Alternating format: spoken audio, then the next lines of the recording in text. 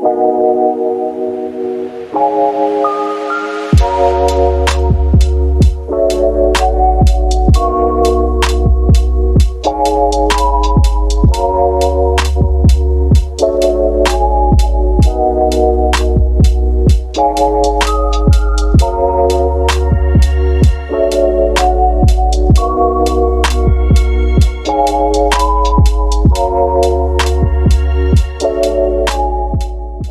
and welcome to this wonderful Black History Month themed interview with the wonderful Suzette Llewelyn. My name is Esme Allman. I'm the Participation Associate currently at Clean Break, and it is such a pleasure to welcome Suzette to this wonderful interview. But just before we start, I want to do a nice little introduction about Suzette. So a bit about Suzette.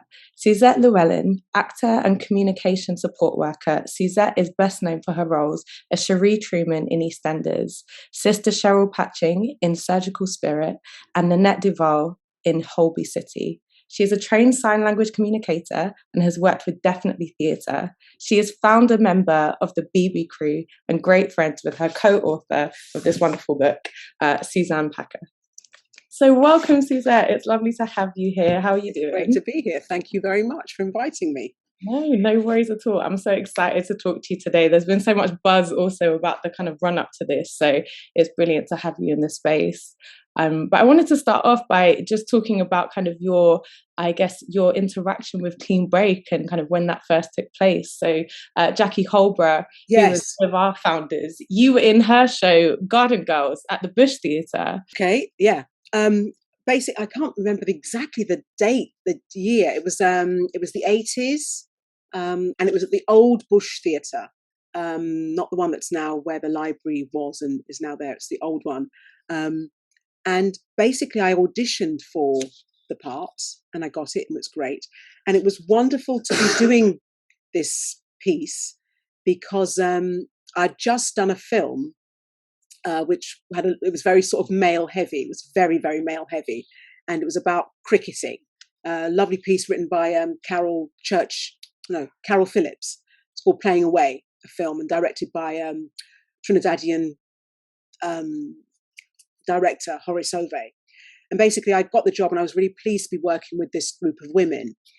Jackie was great. It definitely wasn't her first play, it was one of her early plays. And Garden Girls was about her experience, or part of, it was grown from her experience of her time at Ashcombe Grange.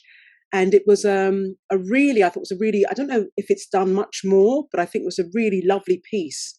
I met the other actresses in there, Maureen O'Brien, Maggie McCarthy, Sophie Thompson, and Doreen Mantle.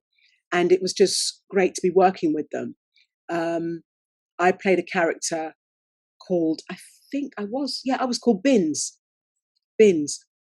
I can't remember exactly why my character was called Bins. I think she hung around the bins or was recycling or something. I don't know. But it was really fascinating. We did a lot of work on the experience of women in prison. We spoke around that. And I remember that we got the book Criminal Women, which was, I think it was co-edited. It had writings by women. So we were reading that book and finding out about these women's lives, what was going on. So it was really, I think other work I'd done research, because I'd always done a lot of research. And in fact, I love doing research when you're working on something, because you feel like a bit like a detective. You're finding stuff out, you're rooting things, you're trying to get around. So this was really interesting. But this was a really, Criminal Women, I still have a copy, which I dug out actually. Let me put it there, yeah, Criminal Women. It was fascinating to read because it was also speaking to what women were allowed, what society allowed women to be or be deemed as in that terms. I remember there was one character in there who really didn't fit into that sort of stereotype, which we were still very stereotyped in lots of ways in the 70s, although people were trying to break out of those stereotypes of what a woman was. And it was docile and quiet and acquiescing. And she just basically was rebelling against that. And because of that, she was criminalized. So it was really fascinating. So that was a great book for me to plug into at that time. And I really enjoyed the experience of working on that show.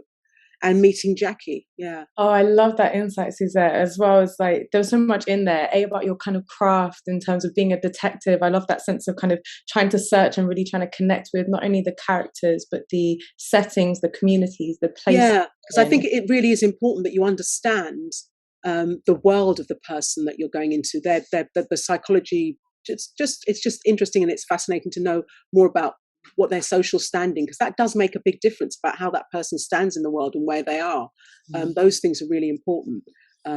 Yeah, those socio-economic factors. You don't have to bang on about them, but they are important to know about and to feel. It just adds another layer to that person that you're trying to portray, and those things you're trying to find within yourself to bring to it.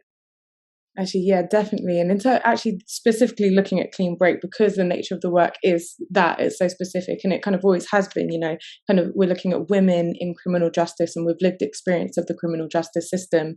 And there's so much that's so important in the kind of actors that in the past that Clean Break has worked with. We've recently had this I Am a Theatre exhibition that was on at Swiss Cottage Library, which was wonderful because we kind of, saw this archive material of all of these productions going on and the kind of different people who'd be in the space and who interacted with the work. So it's so wonderful to hear from your perspective about actually what that is, and to even bring out this book that you've had from all of this time ago. I want to go back to some of you just said all of these wonderful names who, like, some of them I'm familiar with, some of them I'm not so familiar with, but just for me painted this real picture of kind of community when you were kind of working in the 80s and kind of in your early career. And I just wanted to maybe ask you to speak to what it was like navigating kind of the theatre, the acting industry, kind of in that time as a Black woman, and also thinking about where you found community, because I know kind of you're one of the founding members of the BB Crew, and what that was like, kind of interacting with the Black Theatre Cooperative or Tallowa, for example.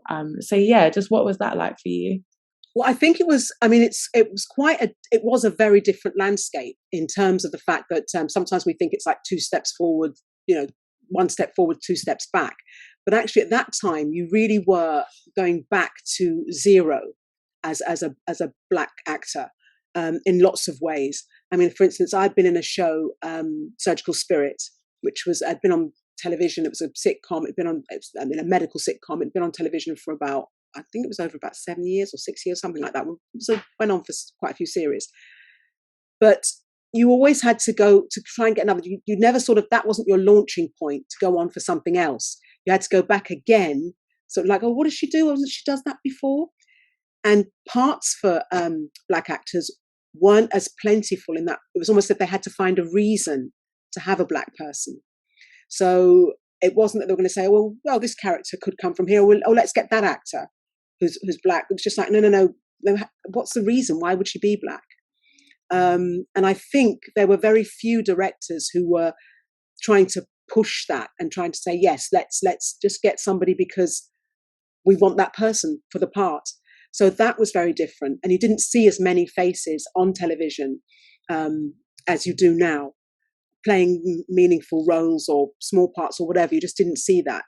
And now I think you see you see a lot more. There are more people, the generation beyond me and beyond that, because now I'm in my 50s.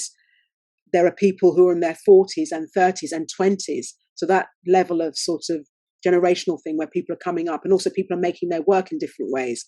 I mean, the Black Theatre Cooperative you mentioned, I hadn't actually worked with them, but they came together because they'd put on a show and they'd worked together, and they said, no, we want to do more work. So they were creating their own work in the same way that the BB Crew came together.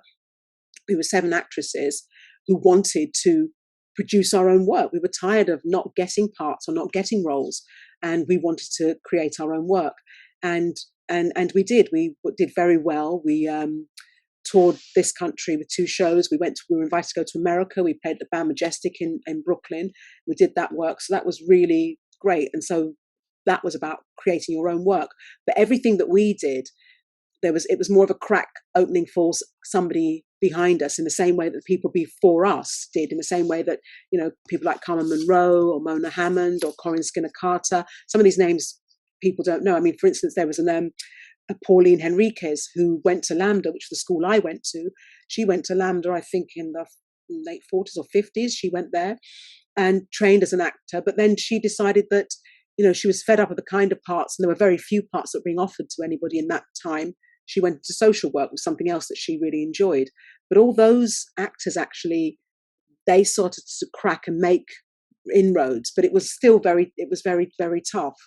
I think it's really interesting, the history behind all of that. And I've just, it's another book, apart from my book, a book I'm going to plug a little bit. It's by Stephen Vaughan, and it's called Deeper the Roots. And basically he's talking about the trailblazers who changed British black theatre. And the names in there are names that some that I've mentioned, like Carmen Munro or Cleo Silvestre or Cleo Lane, for instance. She did acting jobs, she did things. And I think it's a really, at the time, I'm just going to have a quick look, because he basically looks from the does he look from the, I think, he actually goes from the 18 somethings. I think he does. He starts off looking at, the late 1700s, what's there, and 1825 with Ira Aldridge, who played various parts.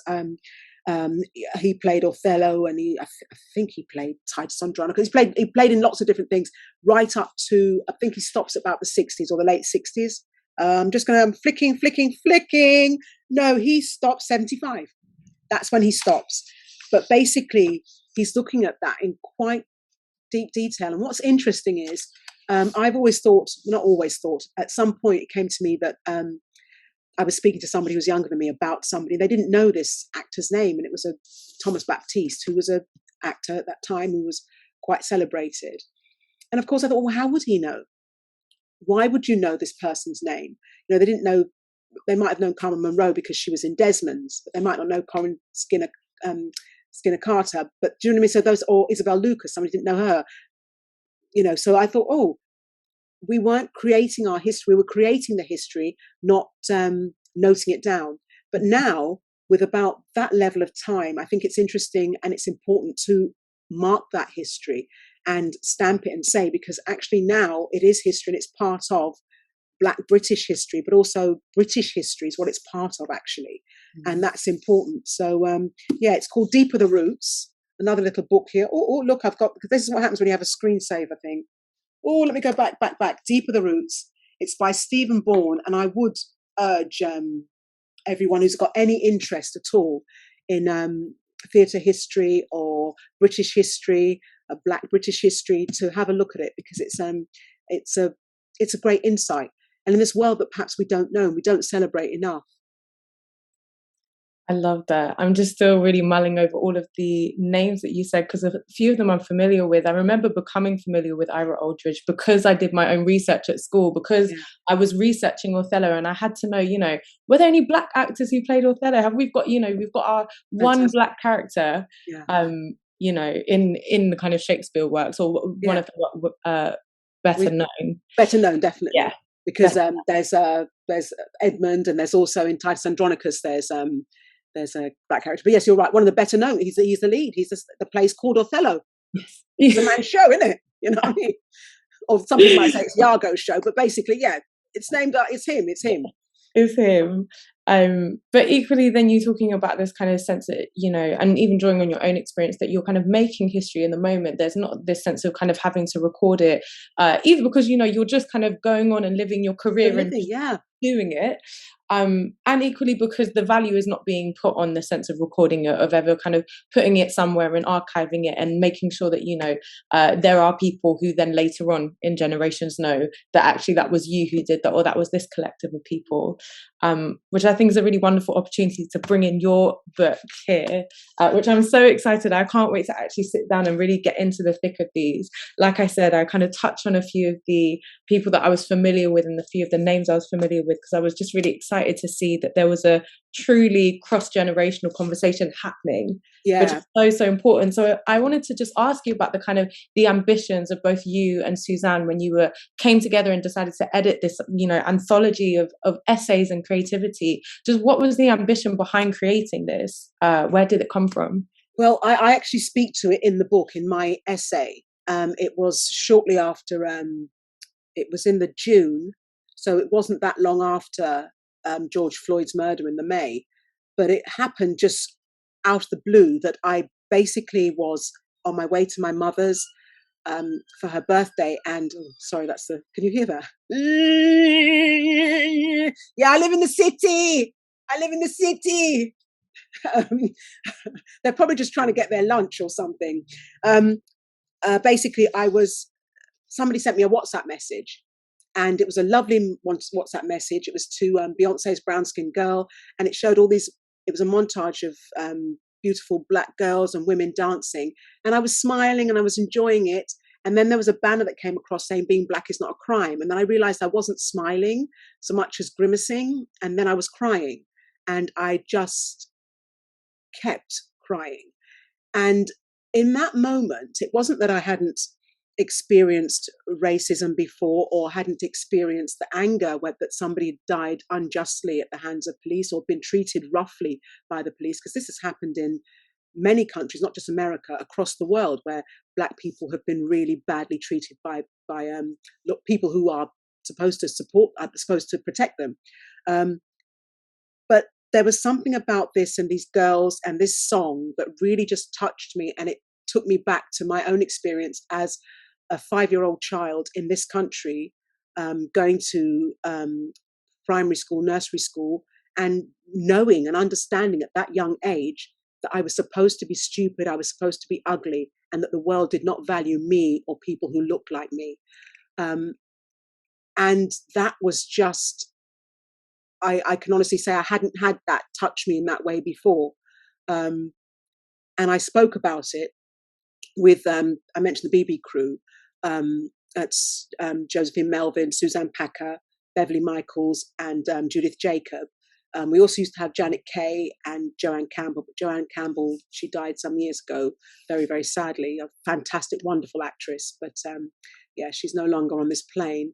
But I was speaking to them because we were at the time writing a sitcom, so the next time we were speaking, I just spoke to them about that and how I was feeling. We all shared our feelings and about that same thing. And I remember feeling very strongly as we were speaking that I wanted to do something with all this. And Suzanne said, right, okay, we're going to do something. We said, we're going to do a book. And she said, yes, and I'm going to help you. And so Suzanne and I started with ourselves, basically. We wrote our own pieces, and then we invited other people to, we sent them to other people, and we were asking them, saying, we'd like you to come on this journey with us and share your thoughts and feelings too. We were very, very conscious, when you talk about the intergenerational thing, we were very conscious that we're both middle-aged women, and the people who we know are generally of our ilk as well, although you know other people as well. We wanted to make sure that we were reaching up and down, so we were reaching back to people older than us and reaching forward to people younger than us. So to that end, we have the youngest participant, I think he is 15, I think, or 14, and then the eldest is 90, that's the World War II veteran. I think he's 94 or something, that's Alan Wilmot. So we were really important. We also wanted to make sure that we got a balance of genders, basically. So we had, people who were fluid or whatever. We just wanted to make sure there was enough of a balance, and also enough people doing different things. We were really keen on that as well, because we could have gone on, filled the book just with actors. We thought, no, it's important to look at other areas. So we looked at the sciences, we looked at sport, we looked at art, and we looked at the health service. We looked at different areas because we thought that was really important. We looked at law, and that meant that we were getting people from different backgrounds to just speak to their experiences. There were some people who we wanted to, we couldn't get because of it didn't work in terms of their time or what was happening. But we got quite a few people. This was also during the lockdown that we did this. I also felt somehow in some way that the lockdown, I don't know, enabled people to focus at something, because I think it's important that we don't forget what happened last year and how we felt about it. Because at that time, it seemed as if there was nowhere to escape. Because, as I say, there have been other times where people have been murdered and brutalized.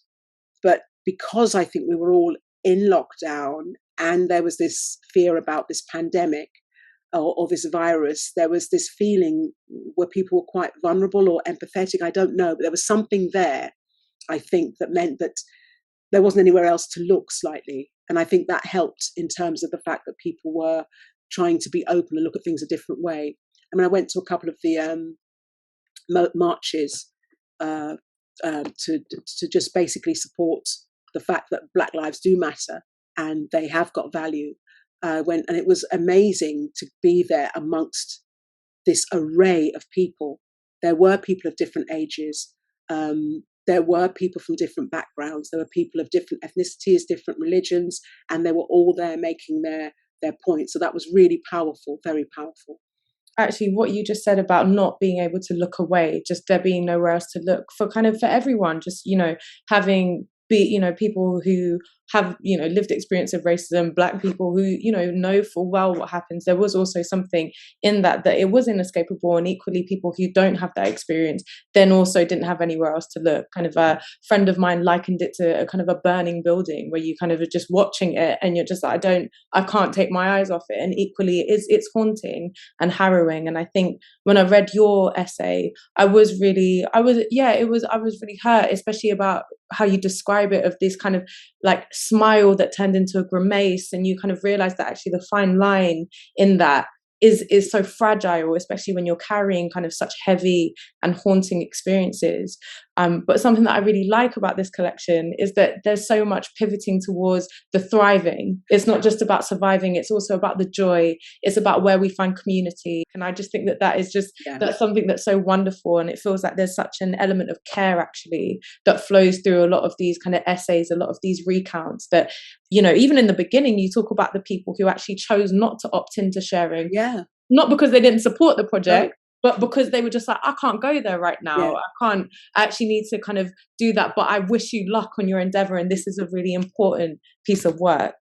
I think that's really important, because we didn't want it to be just, just that, oh, this woe is me. We didn't want it to be that. It had to be something that was hopeful, because there is change. And that was another very powerful thing within those marches. And even still now, there was a feeling that, yes, there can be change. We are part of that change and we have to do it. You've got to have that. Otherwise, there isn't anything to live for almost. You know what I mean? It's too cynical. You have to be optimistic. One of the people who wrote, and I found out some amazing, that I found out about Paulie Murray, who I didn't know anything about. If you look them up, they were around in the 60s, 50s. Paulie Murray, a spiritual leader, poet, quite incredible. I mean, since then I found out more about them, and I'm very fascinated with their work. But somebody wrote about them. They said that hope is a song hope is a song in a Black girl's throat. I think it was something like that. I'm paraphrasing too much. It's really irritating me now. I'm going to have to find it. But basically, I was just knocked out by that. And that was one of the contributors who quoted that. And I thought that was a very powerful, powerful quote. And since then, I found out about Paulie Murray, who I think is quite an interesting and fascinating person. So that was interesting as well, learning about other people through this. We haven't, because of COVID, we weren't able to have like a proper launch. We didn't even, which we wanted to have was like a photo shoot. And then it just became realized that wasn't going to happen. So we asked people for selfies, which we thought was kind of a good idea, because it also spoke to the fact of how powerful our phones are now. Anyway, I think what is it here? Yes, here it is. Here it is. Yes, that's it. Sometimes describes hope through difficult times as a song in the weary throat of a brown girl. And I thought that was, hope is the sound of in the weary throat. It's a song in the weary song in the, no, a song in the weary throat of a brown girl. I thought that was very powerful. But what was I saying? But in the end, yes, we asked them for selfies, which we think would work. And then we had Kieran Lewis. We were put together with Kieran Lewis, who was the designer for the book. And I think it's also beautifully put together what he's done with those selfies, how the typography, everything he's used to create it has made it an interesting book to look at. So we're very grateful for Kieran with all this. Oh, I love that. There is something happening in Bristol, actually. No, not Bristol, in Brighton. Yes. It's happening on the 5th of, look at me, I can't remember anything. Yes, it's happening. It's happening on the 6th of November in Brighton. We're having an evening where we'll be reading, people will be reading parts of the book, their parts. And we've also gotten, there's also, actually, it's now currently at the Jubilee Library or Jubilee System Centre in Brighton. You've got some of the images from the book at the library there. So if you are listening and you are near Brighton, you can pop along and go and have a look and see what that's like, because that's currently there. And that'll still be up there when we are at the Ironworks in Brighton on the 6th of November. Amazing. Well, I hope that everybody shows up to the Ironworks in Brighton on the 6th. I think there would be something really interesting about bringing these stories to life as well, when that you hear them read out loud. It's one thing sitting with them in your house, kind of reading through them and thinking and mulling over these thoughts. But I think, and I think also the selfies do that justice. Like when I saw them, I realized immediately, oh, there's such intentionality behind choosing this. It really spoke to the context that this book was made in. I knew that it was made in a lockdown setting. And also it was where we were all having these thoughts and ideas kind of in our homes or in these kind of these makeshift settings on these kind of new walks where we'd kind of expanded the really kind of small parameters of our worlds last year, as we still continue to do. So no, wonderful, wonderful.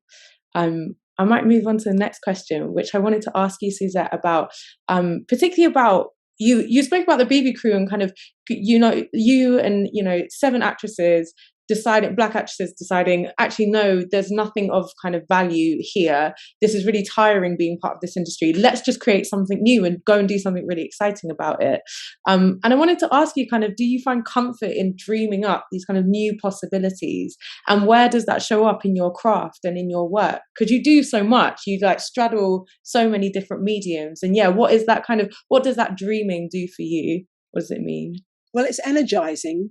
But at the moment now, I do feel as if, actually, it's funny, I was speaking to this yesterday, saying I feel as if I was speaking to my nephew, who works at the BFI, and I just wanted to say, I feel as if there's something else I need to be doing at the moment now, another way of finding, of creating and doing something. I'm not quite sure what it is. So he said he thinks I just need a bit of time and just a bit of space to just think, well, what is it? Because we all have something, and how we choose to say it and express it or whatever, and that's where I'm at the moment. It's like, I'm not exhausted this path, because I don't want to say that I never want to act again, because but I do want to. And there are things that you think, oh gosh, and I'm trying to think, what's the really great role I want to, I'm trying to munch down on that, and what is it? But there is a feeling in me that there's something else that I want to do in another way of expressing it. I'm very into at the moment sort of meditating with my allotment and working with that. So that's very important to me. But there are other things I'm thinking to create in another way. I don't know whether it will be something that I'm sewing or something that I'm going to paint or something that I'm going to. But it's something I do with my hands. In the same way, I think that because acting, yes, you use your head, but you use your body as well in so many ways. I mean, the book was really great, and Suzanne and I want to do more with it, to take it into another kind of form, which I think would be incredible. So we're mulling on that. And those ideas, as you say, whatever, they are energizing. They can get you to feel, they just make you feel excited because you want to produce something or do something. So that is always exciting, always exciting. I love that. That's brilliant. That resonates so much, actually. I think, wanting to find things to fit into different forms and actually being like, oh, this exists here in this way, but actually let's put it out this way.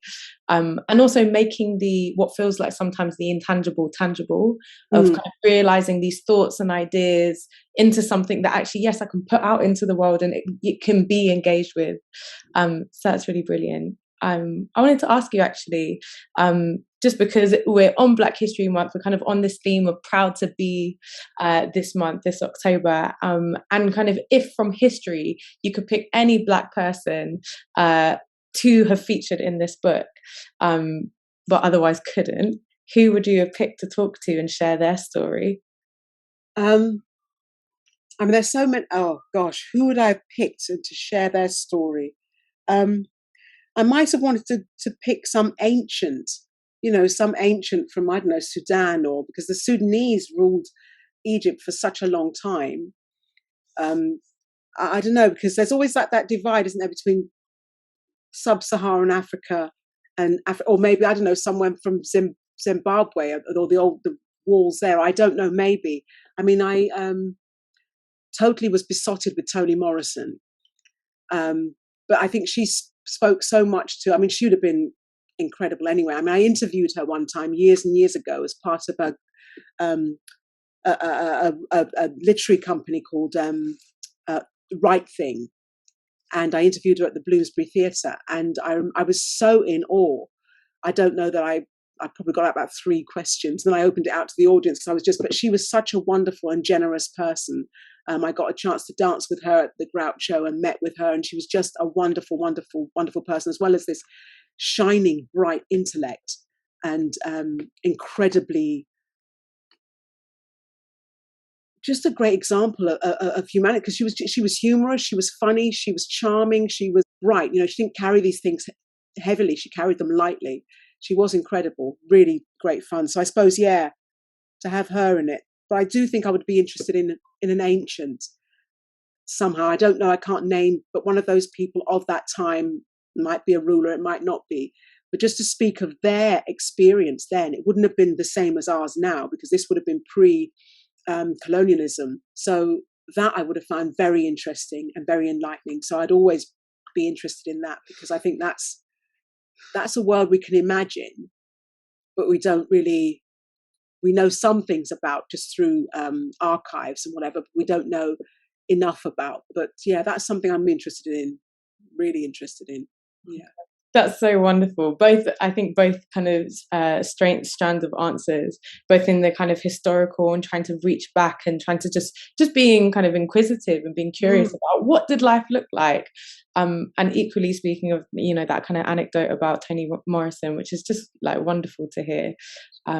Yeah, just absolutely wonderful, and such a snippet of history in and of itself. So I feel really like privileged to have heard that.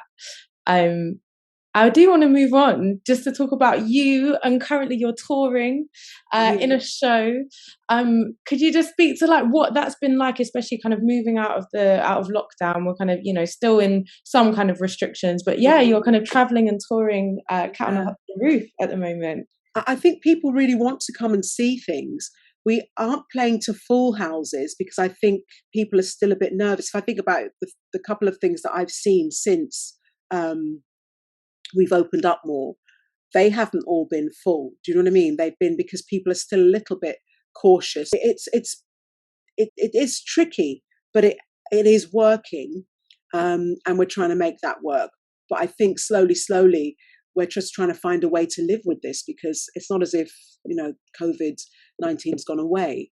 So we still have to live with that. But I think there is kind of still an awkwardness. I mean, I went to see a film last night, and I was with my nephew, but there were other people we're meeting, and it was suddenly, I mean, how do you greet people? Do you actually, because before we just started, it felt to me, getting into hugging people or doing whatever. I mean, I have a friend who everyone always said she's so warm because she hugs people. But the reason she was hugging people is because she doesn't want to shake their hands. She didn't want to shake their hands. That was back then. She thought, no, people's hands are nasty. And she's got a point. I mean, look at us all. We all got to be washing our hands now. People have to be told by the government to wash their hands. So yeah, there's all of that to contend with, how you greet people, how you move into this new world where you are just conscious. But anyway, it's we are getting audiences, and that's good. And they've been very attentive to different places that we've been to. And I think people are hungry to be out and be communal. They want to, be in theatres. They don't want to be sat at home just watching whatever streaming service they're going to watch. They want to, and not just seeing people on Zoom or whatever thing they use. They want to actually see people face to face and be with each other. And I think that's important. So, yeah. I'm really excited for you and the rest of your tour, just because I think it's also a great opportunity just to kind of get a bit of movement around the UK. Yeah. Just having been at home for so long. Yeah. We were in Liverpool, and then we were in I just came back last night from Canterbury, And the next place I go to is Ipswich. And then we are in, Mold in North Wales, Theatr Clwyd. And then the final part is in Southampton. It's Cat on a Hot Tin Roof, Tennessee Williams piece. And it's a beautiful, it's a well-written piece. And it's a play that's full of passion and hurt and things that we can all still be very familiar with. It's about a family, and family stories are always endlessly fascinating. I think so many stories are ultimately about families, or because as long as it's about people, you've got to find out about people and what's going on. It's sort of hurt and loss and love. So it's all that. So it's a great piece to come and see, definitely. Everyone go and book your tickets. You heard it from Suzette. And yes, I hope the rest of the tour goes really well. And just one final question before we part ways today, just because we've spoken just about your practice, about your craft. You know, you've been around for so long, and I really don't say this lightly. Like every single person, particularly Black women who I said, you know, oh, I get to chat and sit down with Suzette today. Everyone's like, oh my gosh, you know, really, you're just, you know, such an important person, just generally on the kind of Black British scene.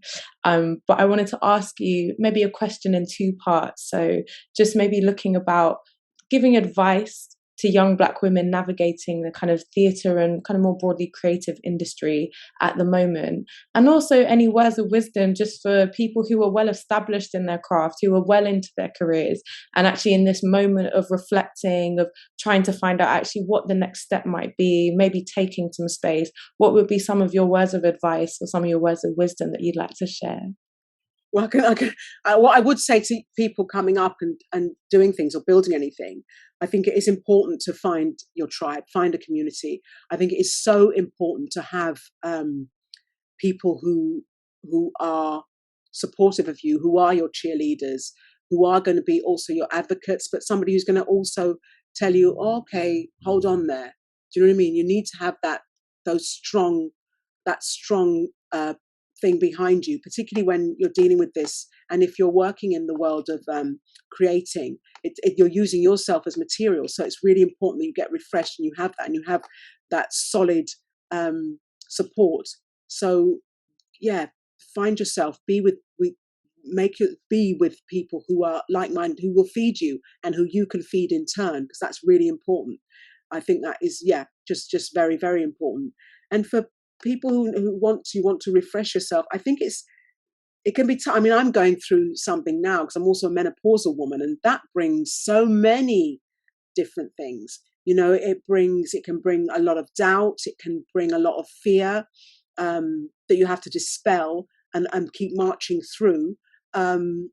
It also brings realization, which is wonderful, because you suddenly, okay, and there's realization. So it's just basically to keep listening. I mean, listening to yourself as well as others, but to keep that. And I think if you want to refresh, sometimes you just have to step back a bit and find something. It has to be something new, maybe just something very new. Not new, it could be just new to you. And ultimately just trust your gut. Seriously trust your gut. It's hard, but you really have to trust your gut, quite literally. Because also things just change. There's also that, and life is serious, but it's not that serious. I don't know, but I don't have any words of wisdom because I'm floundering like everybody else, and that's the thing we've got to remember as well, because we're all just, you know what, none of us get out of this alive, as they say, and we're all just trying to find our way. So I think you have to be just gentle, try and be gentle as well with everybody else, gentle with yourself as well as gentle with other people. But definitely when you're coming up, I think it's important to have your group. I was speaking to a young friend, an actor, and he has mentors. He sought out mentors. He spoke to people and said, you know, I really admire you, what I like. And I think that's something you can do as well. That's important, because I think we all have a responsibility to look out for one another. And I think that's a very, very important thing. Yeah. Suzette, it's been an absolute pleasure talking to you today. Esme. I want to just give you the opportunity to maybe plug anything else if you want to talk about where we can go and buy the book. Let us know. Yes, now this, the book, I mean, obviously you can get it in all the obvious places, but there's somewhere, it's called Afro Books. I would, or just basically, I'd encourage people to go to any independent bookstore if they can. If it's a Black independent bookstore, all the better. I think it's really, really important to keep supporting those. But obviously, you can get it on the usual places. I mean, if you Google it, you'll find it'll come up. But there are other places that you can get it. And Afro books are Afri books, I think they're called. They are. You look at me. I should have had this written down. Oh, let me see. It's going to come up. It's going to come up. Look, I'm on my phone now trying to get this thing. Lord, it's not coming up. It's upsetting my soul. What am I doing? I don't know what I'm doing. Never mind. I've got actually, I don't have to do that because I have got a link to it here. Look, it's Afrori books. AFRORI books. Mm-hmm. So Afrori. Is that right? Afrori. Yeah. Afroi. I'm not plugging it very well, am I? Oh, Lord, that's not good. Anyway, but basically, yeah, there's somebody who you can get the book from. But yes, but definitely I'd say buy the book, look at the book, use the book. We're pleased we've got it in libraries, and also we're trying to get in more schools. We want to, use it as a basis for something else, because it's, these 100 voices, as you say, some people you'll recognize, some people you won't, but they all come with something, and it's all very positive, and they're not all they're not all just written pieces. We've got some artwork in there as well, so that's important. And also, actually, the thing I must not forget is the proceeds from the book go to the Ashton Jazz Academy. And this is a charity that was started by Trisha Muirhead after her daughter at 14 took her own life.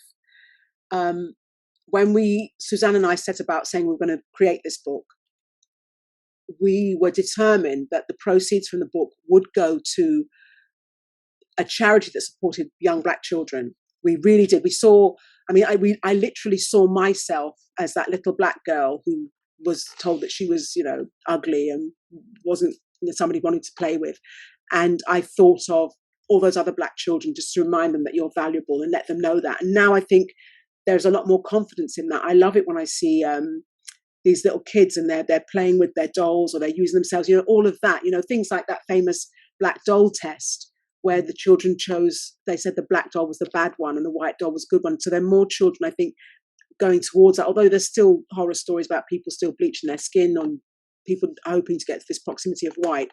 But I think we just basically really wanted it to go to a charity that supported those small people. And this charity, it works with vulnerable young women from the age of, I think it's 12 to 21 or 11 to 21. It started by Ashton's mum, Trisha Muirhead, and it's only been going 5 years, but already she has a waiting list. She works with different councils, local authorities to support vulnerable young girls, and they mentor them, take them away on trips, do workshops with them, just lots and lots of stuff to just keep feeding them and making them feel and know that they're valued. So that goes to that charity, which I think is really, really important. And it's the Ashton Jazz Academy that's based in Southeast London. I just think it's some wonderful work there. And through the book, actually, we've got people who've been contributors who've offered to mentor these girls as well. So I think that's another bonus to it. So there's the financial thing of the charity getting the work, but there's also the stuff of spreading the word of the charity and the work that they're doing. So that's the thing I mustn't forget to keep plugging. Yeah. Well, thank you so much, Suzette. Yeah. And I think we can stop there.